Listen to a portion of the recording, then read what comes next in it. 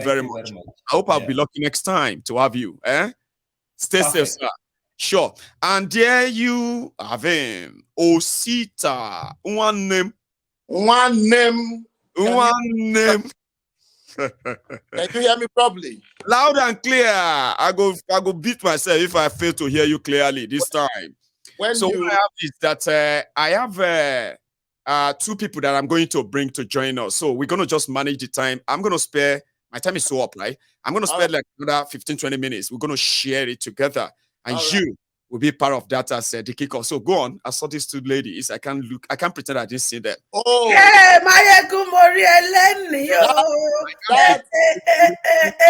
so Eldoma, let's go to Osita, where we are. I know the guys are jealous. Somebody is laughing like, hey, look at this Mayegu. He's brought two people in. Anyway, so sorry, right? So Osita Baba, are you there? Yeah, great brother. You remove your this thing, Baba. Now, one thing about this People's Parliament, it be like say most people kind of always want to take the mask off and say, you know what? Fuck it. I'm gonna face it and say it now. Yeah. How you doing? The mommy on the right, I really appreciate her because I used to see her in Dr. Damage's program. And see me. I'm lucky.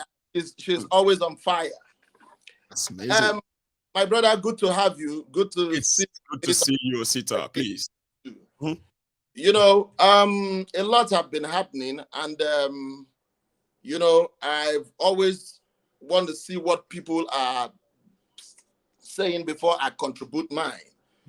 If there's a little addition or subtraction that I need to do in my thoughts, then I can now have to make those adjustments.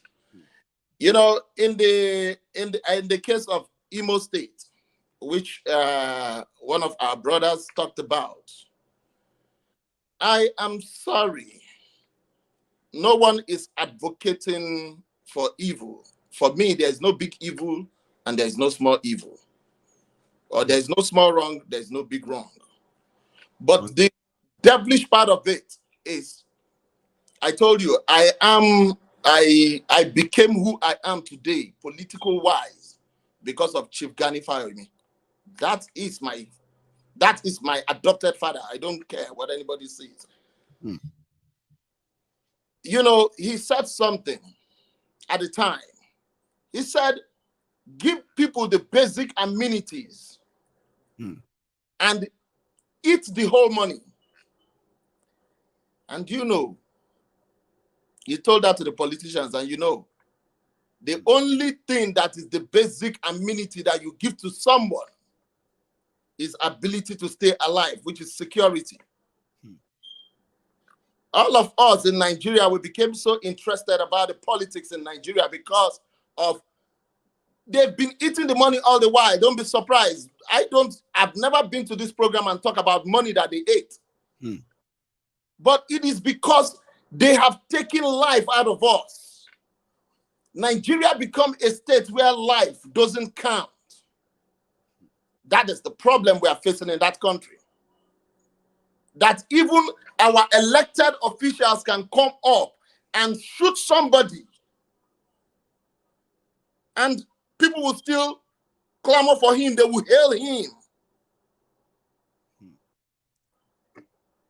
Don't ever, I believe that brother is listening, compare any human being with the current governor of Imo State. Don't ever. Whereby you not only gaslight your people, you kill your people. I am from Imo State. You have the infantry to tell the people of Imo State that I asked the military to come in. You admitted it. And how can you compare Rochas? There was something that Rochas said. You know, I've always criticized Rochas on this program. Yes. But there was something that Rochas said. I never brought military into Imo State. I never arrested anyone who even said things about me, wrong things about me. But today, even the journalists in Imo State can't even say anything. If you say it, they will go and visit your mom. They will go and visit your mother at home. And they are burning people's properties because they are challenging Nopo. They are burning people inside houses. They are burning the houses and burning people inside there. So, just the message. So anybody that thinks that he will come, hope is facing re-election. If Tinubu successfully becomes the president, there's nothing that is going to stop hope, because because the way it is, he has given everything he can give unto Tinubu.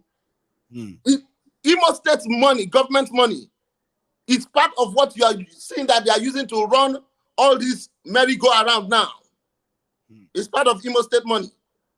I am not a small person in the politics in Imo State. I know a lot because I know most of the people who are occupying different government parastatals in Imo State. So what I'm trying to say is, do not compare any human being that is born of a woman with the current governor of Imo State. I am so sorry to say it. If I annoy anybody, you just have to take it the way I just said it to you. Because you have seen it. You've seen the evil. Everyone have reported it many times. Yes. People have been slaughtered and killed, gone missing, body parts been taken terribly. So there is a difference between the Lucifer and the one that later turned to the devil. It's two different things. The Lucifer and the one that later turned to the devil, they are two different personalities. In India, they call them. So that is one. Now, I want to talk about the old generation of politicians in Nigeria. The reason, like we saw, it wasn't Daddy G or whatever that they call him. He wasn't the one that made that statement. Right. But he was his representative.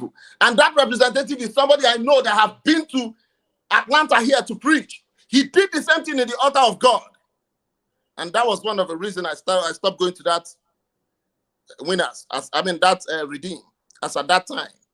That particular man has always been Tinubu supporter. He said those things in the altar here in Atlanta. And he said that he was making an analogy. I was against the analogy because you cannot be standing on the pulpit of God and you said you serve God and you are using somebody who does not know God, the meaning of serving God, and you are using that person as an analogy that person is an upright man.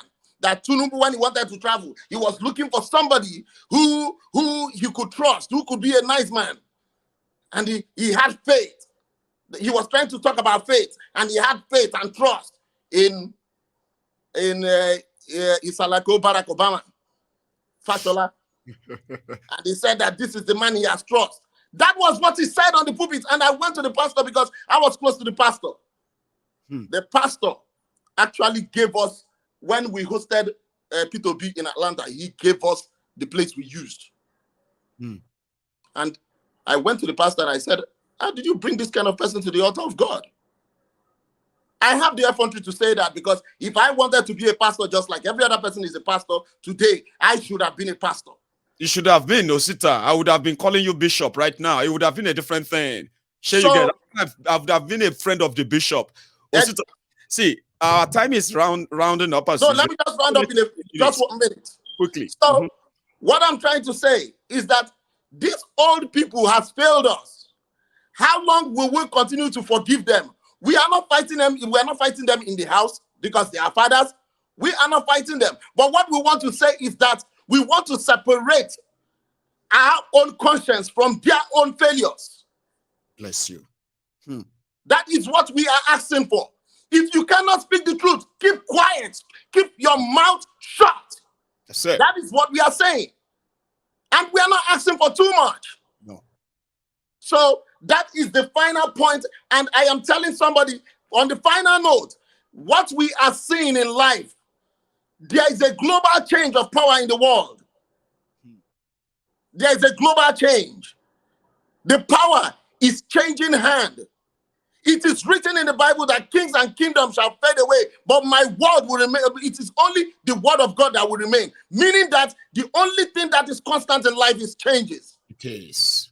So we are not surprised what is happening in Nigeria. We are giving it to them the way they want it. Because they want it, and we will give it to them. They will never know peace as far as they think we will not have peace. Thank you. Thank you very much. I wish I have all the time. Usually, I always feel like I'm pushing people to say,